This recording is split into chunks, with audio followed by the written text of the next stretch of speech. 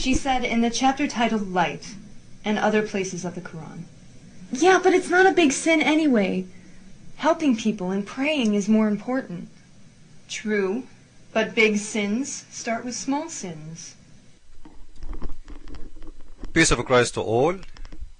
Big sins start with small sins.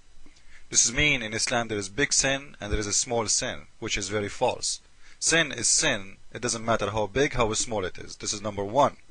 Number two, she mentioned that the Quran is the one who said the women she have to wear hijab. By the way, the Quran never mentioned that the women she have to wear hijab.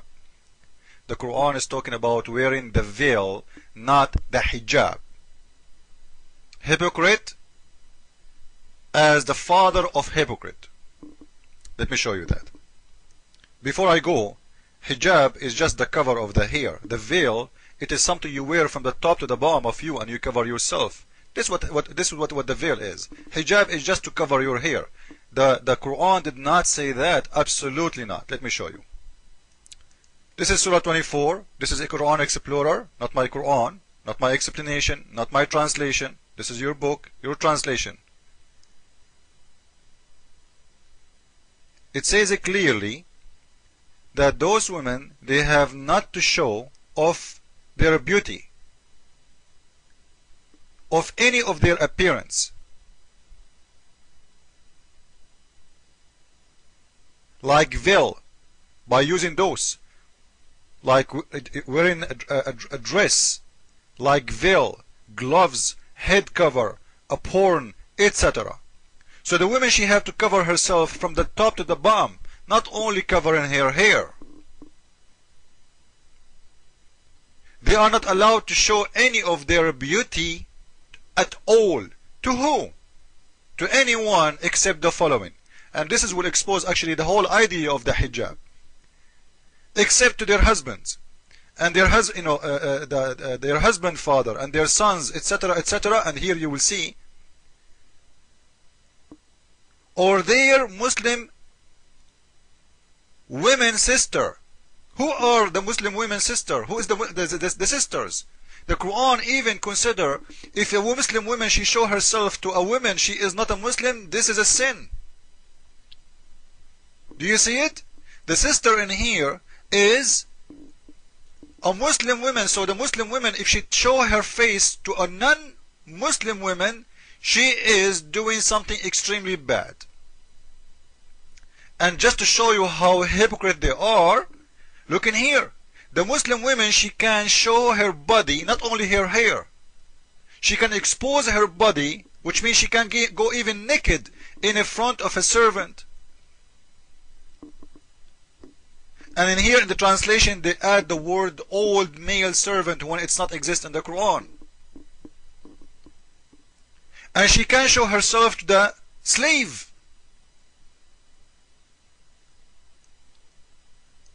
So the idea is, those who live inside your house, even the slave who can have sex with you, even because the slave is a man, even if he's an old man, so what? Most of men, they die and still they can have sex.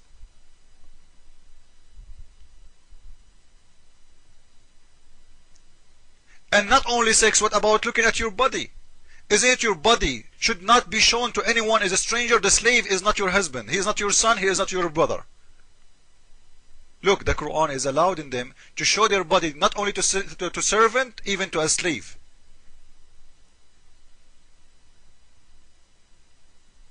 So the hijab is, we are talking about, is covering yourself from the top to the bottom. Even their bodies, their necks, their bosoms, you see it?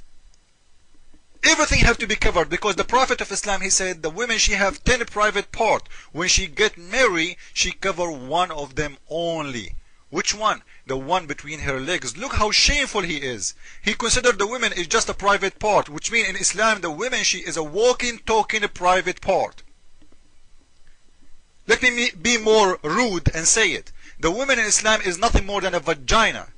Because if the one between her legs is a private part, and her face is a private part, and her hair is a private part, simply Her face is a vagina. Her hair is a vagina. Her hands is a vagina. So all of you women in Islam, you are just a vagina.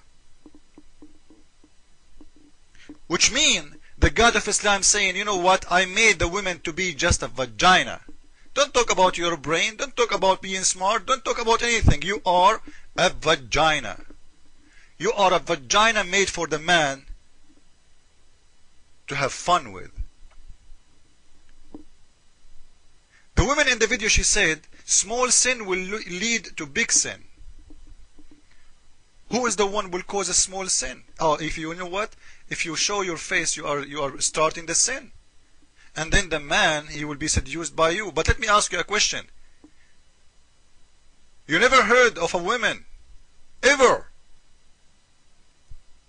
she gets seduced by a man because he is good looking?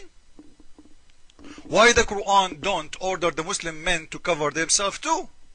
Because there is handsome men. Their body is sexy for women. Their hands is sexy for women. Their lips is sexy for women.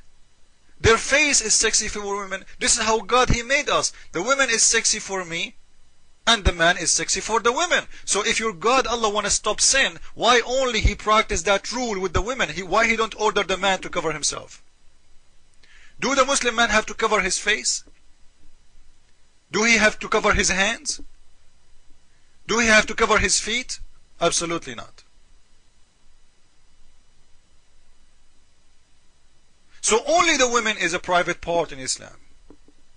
Because Islam wants you to be nothing more than a private part. Let us continue. Why do you spend an hour every morning fixing up? You spend so much money on cosmetics, not to mention all the time you spend on fixing your hair and low-carb dieting. But I don't like hijab. It limits my freedom. But the lotions and other cosmetics set you free?